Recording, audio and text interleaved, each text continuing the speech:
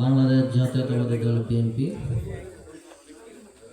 7 নং Kanchannagar union BNP, 4 নং word Jubodal, স্বেচ্ছাসেবক দল, শ্রমিক দল ও ছাত্রদল কর্তৃক আয়োজিত আজকের এই কর্মী সম্মেলনে সম্মানিত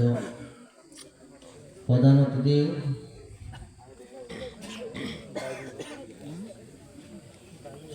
কাঞ্চননগর ইউনিয়ন বিএনপির সাবেক সবল সাধারণ সম্পাদক, আমার রাজনীতি অভিভাবক হাজী আবু আমান মুন্সি সাহেব,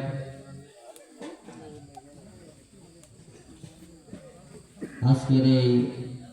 সবার বিশেষ অতিথিবৃন্দ,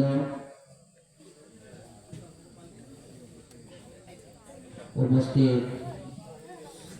7 নং কাঞ্চননগর ইউনিয়ন স্বেচ্ছাসেবক দল